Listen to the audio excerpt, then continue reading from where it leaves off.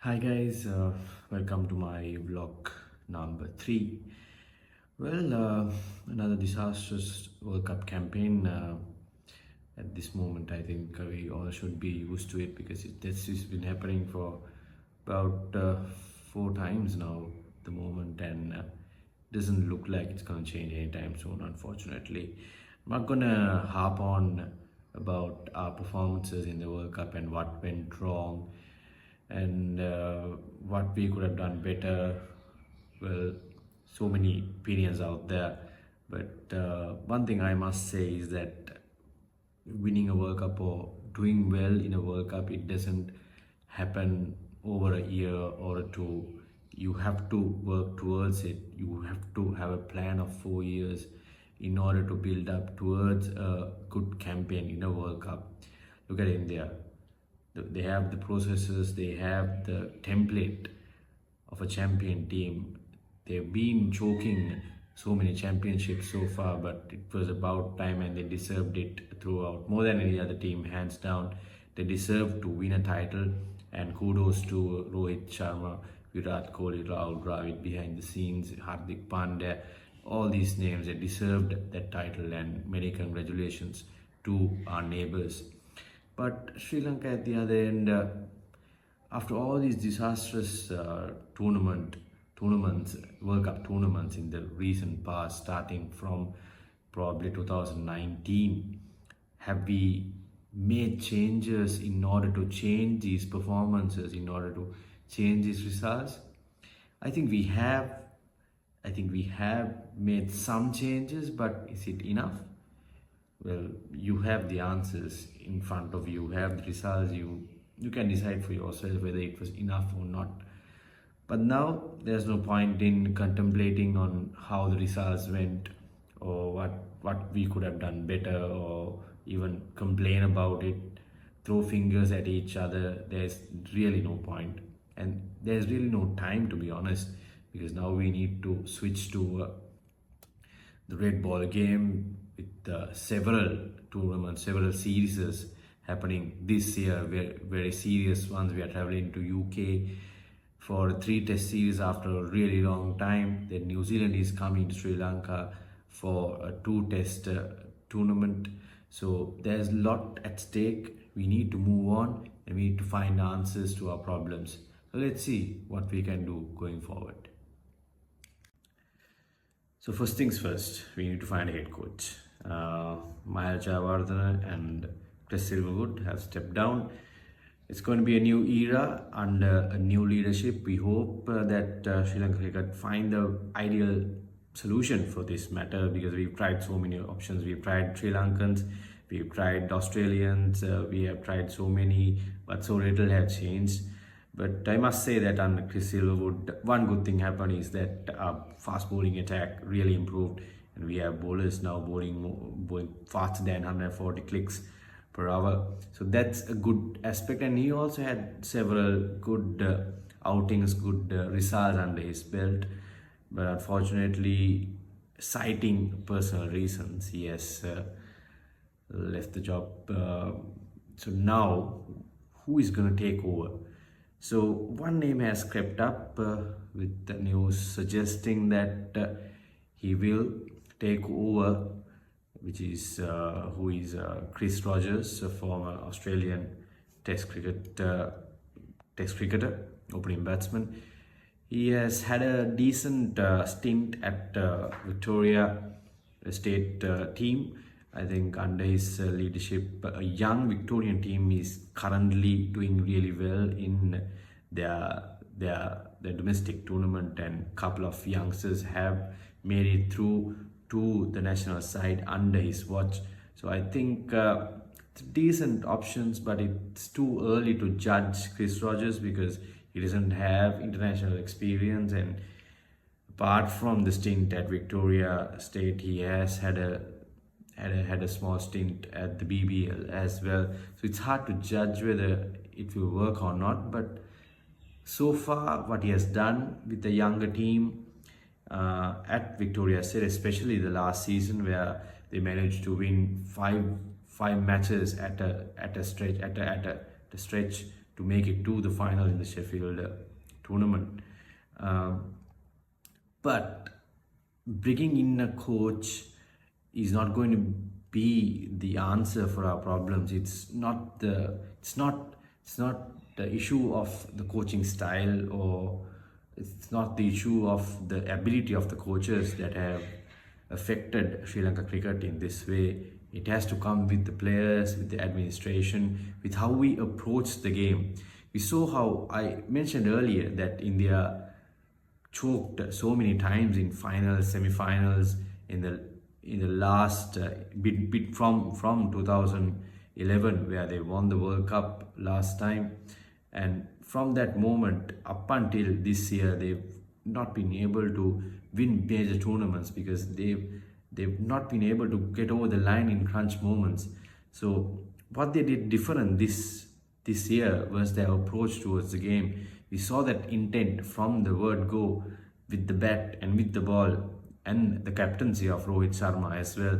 So that approach needs to happen in Sri Lanka cricket as well. The approach from the players, the approach from the administration, the approach from the selectors, that has to be implemented. If not, you can bring in whoever, the best in the world, the best in the game, the best brains, the best tacticians, but it just won't matter unless you buy into that strategy. All the players, all the staff, all the selectors, everyone, the whole country needs to buy in to that strategy in order for it to be successful. So if that doesn't happen, no matter who comes in, it's not going to change anything. So how can we change this cycle of events? What can we do to make things better? I think to begin with, I mentioned in one of my vlogs actually how the youth policy that was implemented several years back affected the growth of young cricketers inside the national team circle. And one example I'll tell you is the story that I heard from one of senior former cricketers. Remember Ishan Kishan, when he came onto the scene, he was an explosive batter. He was getting runs from Mumbai Indians, and he showed no fear whatsoever, and he had the power to clear the boundaries when he started off the career. But you see the influence of the senior players in the Indian team. For an example, Virat Kohli. Virat Kohli is a different beast altogether. He cannot be compared to anyone else. His fitness regime is in a different level to anyone else that I know, that I've heard. So the influence that Virat Kohli has when it comes to the fitness levels of players is immense in the Indian national cricket circle. So with that influence of seeing Virat Kohli doing so well in cricket, and his system and his fitness routines, that has affected some of the younger players who try to emulate the same thing. In doing that, Ishan Kishan lost a lot of weight, that he lost a lot of power in the process, and he had a really bad couple of seasons in the IPL where he just couldn't produce the same amount of power with his shots, and he just couldn't clear the boundaries.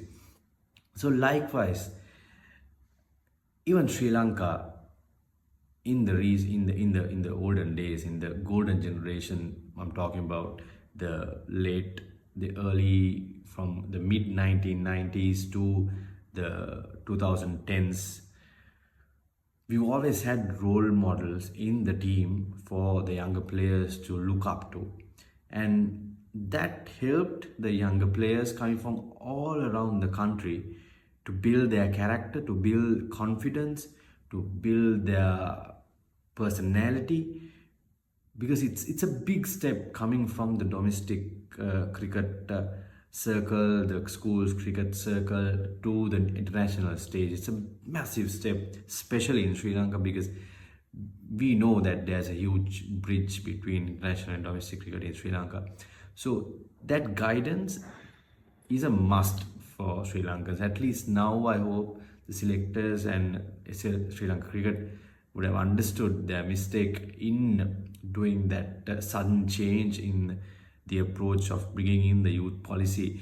I hope that going forward, we'll have better role models to look up to, especially the younger generations now who are coming into the game.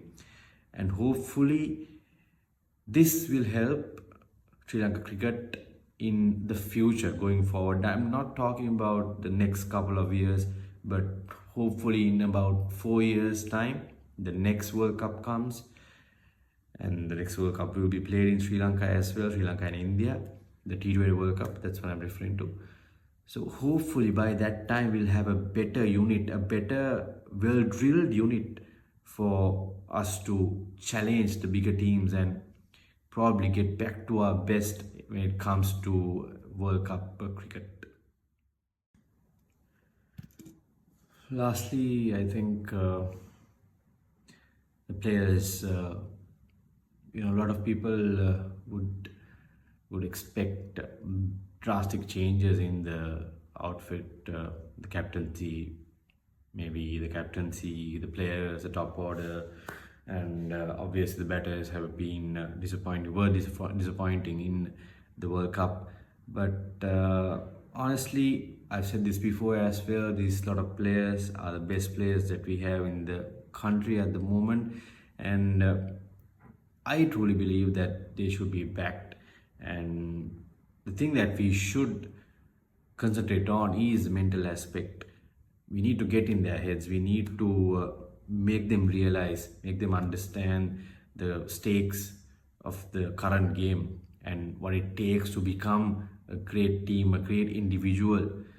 So those aspects that need some doing, need some changes, and need to be worked on. And that's what Sri Lanka Cricket selectors and the upcoming, the pending, the new coaching staff should concentrate on. And a lot of comparisons were out there during the World Cup that we should probably take a lesson out of the Afghan side. It's a troublesome, obviously a troublesome environment in Afghanistan for the Afghan players. But saying that, and the fact that the Afghan team was compared to the 1996 Sri Lanka World Cup winning team, it's not the same scenario, but there are similarities of that fight that they showed in the game. But apart from that, obviously the Afghan side was packed with T20 stars who have experience playing all around the world. Almost every one of them is playing all around the world, so many league matches, and that's how they gain experience. And this year, they managed to put it all together and find that correct balance in the side, and everything worked out for them. And yes, indeed, it was a brilliant tournament for them. But saying that, Sri Lankans, we are not a team that has so many T20 superstars who play all around the world. Probably 3 or 4 players playing the IPL and couple of players playing in the IL T20 and the league in USA and Bangladesh Premier League, then the Pakistan Pakistan League. So, but we don't have the T20 superstars per se as any other team would have. So we have to work with what we have, and we need to work on the mental aspect of the game so that the players understand what is at stake playing in the national stage and what it takes to become a great team. And that is something, and that is the most important thing as far as I believe, that the Sri Lankan Cricket Board, the selection committee, and the upcoming new coaching staff should concentrate on. So guys, that's it for my third vlog. Thank you very much for listening to me, and as always, please feel free to share your opinion, and like if you like what I'm talking about, what I'm blabbering about. Next is the Indian tour, which is starting on the 27th with the T20s, and then we'll move on to the ODI series. It's not going to be easy. It's just the only plus point I think the Sri Lankans will have, because it's a transitional T20 side that transiting from the Rohit Sharma, Virat Kohli era to probably to be playing under the reins of Hardik Pandya, Suryakumar Yadav, Rishabh Pant, and the next generation of Indian talents. But it doesn't make it does it, I'm not saying that they are packed with so many superstars. They'll probably win the tournament, but it's a chance for us to probably show the world that we are capable of challenging the best, and hopefully we'll make a match out of it. The next vlog will be about that series and what to expect and how we can approach the series with a positive mindset despite the challenging year that we faced so far. Stay tuned to my vlogs, and thank you very much for joining. See you guys.